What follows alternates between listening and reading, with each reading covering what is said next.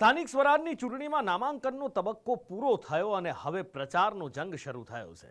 રાજકીય પક્ષોએ હવે પ્રચાર માટે એકબીજા સામે શિંગડા ફેરવવાના શરૂ કરી દીધા છે। ઉમેદવારીમાં તડજોડના પડઘા સ્વાભાવિક રીતે જ પ્રચારમાં પણ પડી રહ્યા છે। કોંગ્રેસના નેતા જગદીશ ઠાકોરે તો ભાજપને આકરા શબ્દોમાં ચેતવણી આપી દીધી છે અને બીજી બાજુ ભાજપે તડજોડના કોંગ્રેસના બધા જ આરોપોને ઠંડા કલેજે નકારી નાખ્યા છે।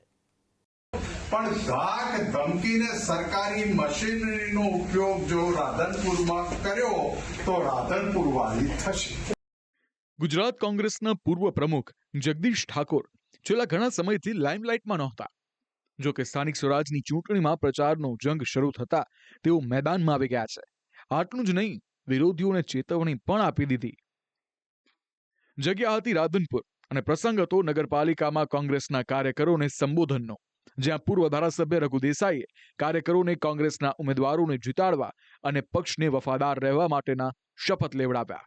હું મારી પેનલના મારા સાથે લડતા ચારે ચાર ઉમેદવારોને મત સરખા મળે એના માટે પણ પ્રતિજ્ઞા લઉં છું અને કોંગ્રેસ પાર્ટીને કાયમ માટે વફાદાર રહીશ લઉં છું।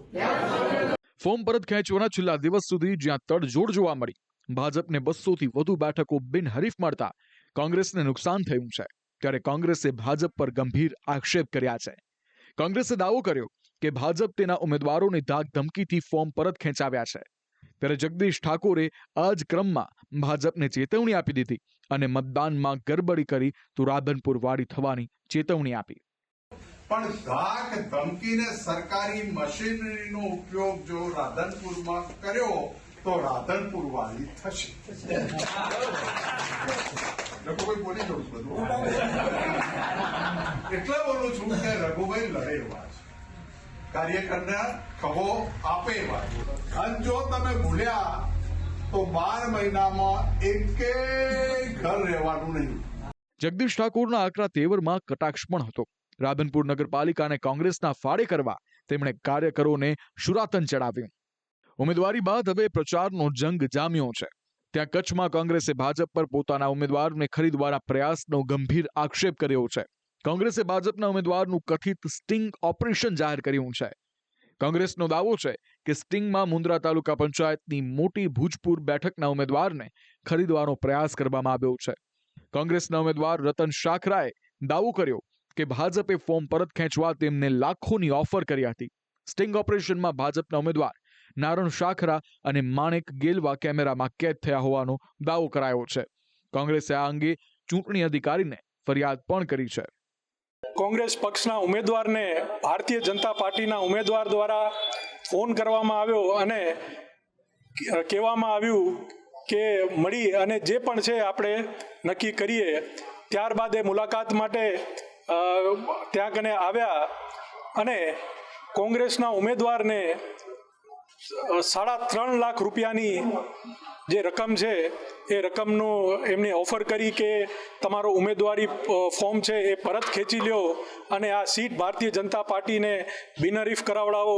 ભારતીય જનતા પાર્ટી દ્વારા અમારા ભૂતપૂર્વ 2 સીટના ઉમેદવારના ભાઈને આ ફોર્મ પાછું ખેંચી લેવા માટે આર્થિક ઓફર કરવા માટે બોલાવવામાં આવેલ હતા અને એનું અમને જાણ થતાં આ આખું સ્ટિંગ ઓપરેશન અમારા દ્વારા કરવામાં આવેલ છે અને આ સ્ટિંગ ઓપરેશનની અંદર 7 લાખથી ચર્ચા ચાલુ કરી અને 3,51,000 સુધીની જ્યાં સુધી નક્કી નથી ત્યાં સુધી આ બધી ચર્ચા આ વિડીયોની અંદર ઉપલબ્ધ છે। ખેડબ્રહ્માથી કોંગ્રેસના ધારાસભ્ય તુષાર ચૌધરીએ પણ ભાજપ પર આ જ પ્રકારના આક્ષેપ કર્યા છે। તેમનું કહેવું છે કે ભાજપે કોંગ્રેસના ઘણા ઉમેદવારોને રૂપિયાની લાલચ આપી ઉમેદવારી પાછી ખેંચાવી છે। તેમને ધાક ધમકીઓ આપવામાં આવી રહી છે। જો કે કૃષિ મંત્રી રાઘવજી પટેલે કોંગ્રેસના આક્ષેપોને નકારી કાઢ્યા છે।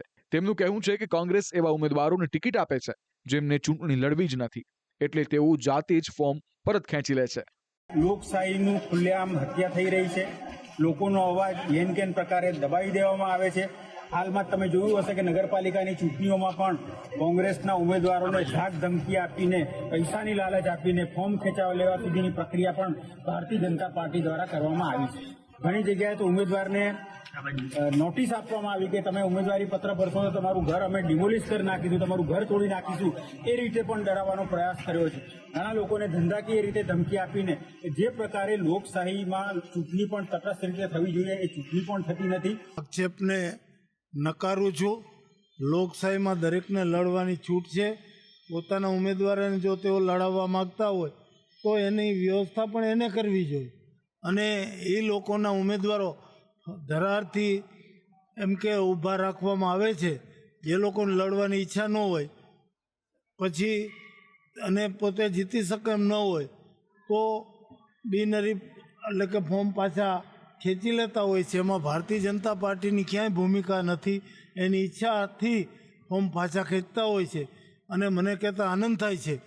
કોંગ્રેસે પોતાના પ્રચારકો પણ જાહેર કરી દીધા છે, જેમાં ગુજરાત કોંગ્રેસના પ્રભારી મુકુલ વાસનિક, ધારાસભ્યો તેમજ જગદીશ ઠાકોર, ભરત સોલંકી, સુખરામ રાઠવા અને પરેશ ધાનાણી જેવા વરિષ્ઠ નેતાઓનો સમાવેશ થાય છે. આ નેતાઓ કોંગ્રેસના 1364 ઉમેદવારો માટે પ્રચાર કરશે. નકારાત્મક રાજનીતિ સામે કોંગ્રેસની સત્ય અને અહિંસાના વિચાર ઉપર લોકોના પ્રશ્નો ઉકેલી શકે તેવા જનપ્રતિનિધિ તરીકે લોકોની હારે અમે પ્રચારમાં લાગી ગયા છે અને મજબૂત યોદ્ધાઓ લોકતંત્રની મિસાલને જાગૃત રાખવા માટે પંજાના નિશાન ઉપર લોકોના સાચા જનપ્રતિનિધિ બનવા માટે અત્યારે મેદાનમાં છે. એ તમામ અભિનંદનને પાત્ર છે. વિધાનસભાની ચૂંટણીમાં મોટી પછડાટ બાદ હવે કોંગ્રેસને સ્થાનિક સ્વરાજની ચૂંટણીમાં ઘણી આશાઓ છે. ત્યારે આશાઓ પૂરી થાય છે કે કેમ તે 12 દિવસ બાદ સામે આવી જશે. બ્યુરો રિપોર્ટ, સંદેશ ન્યૂઝ. પનીર ખાવાનો ચસ્કો છે ને તમને, મને છે, પણ હવે આપણે સંભાળવું પડશે. આ પનીર ખાવાનું બંધ કરવું પડશે.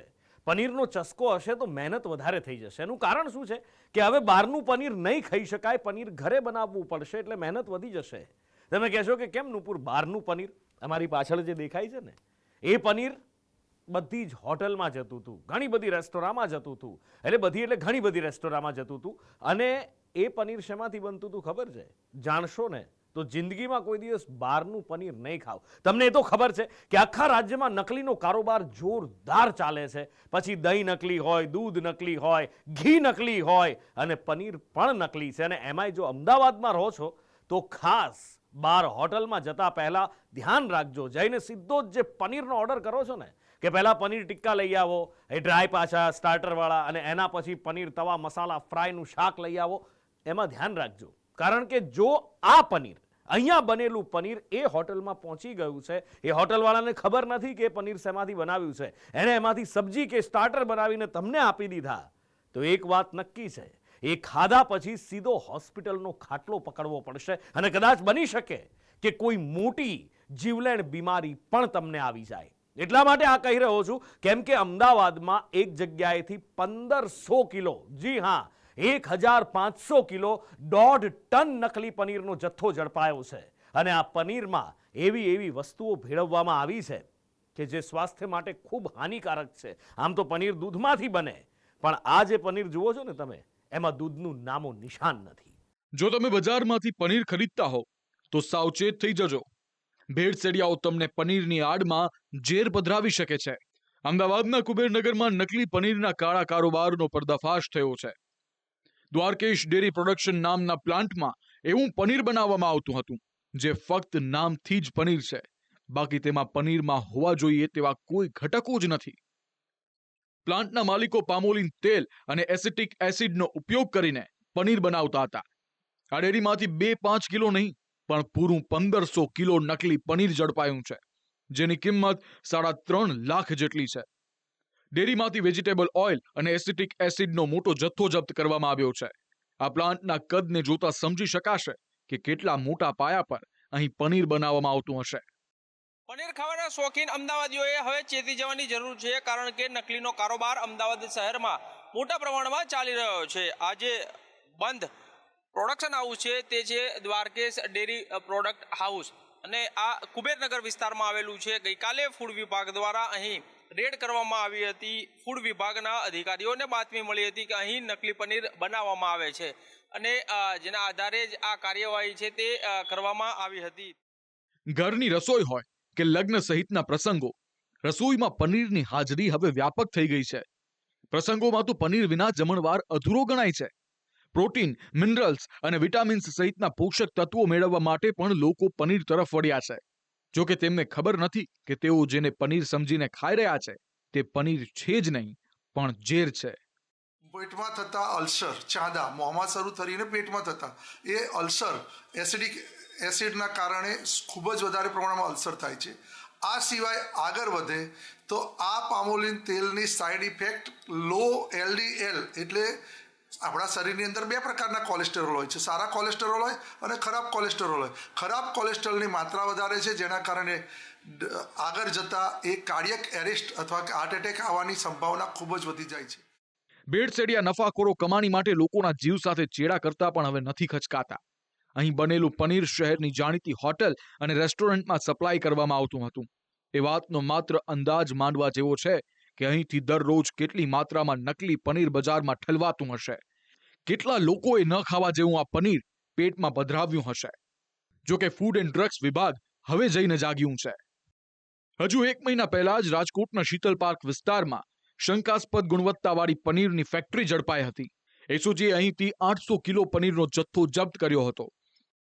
આવા કિસ્સા છાશવારે સામે આવી રહ્યા છે. ત્યારે સવાલ એ ઊભો થાય છે કે ફૂડ એન્ડ ડ્રગ્સ વિભાગ શું કરી રહ્યું છે?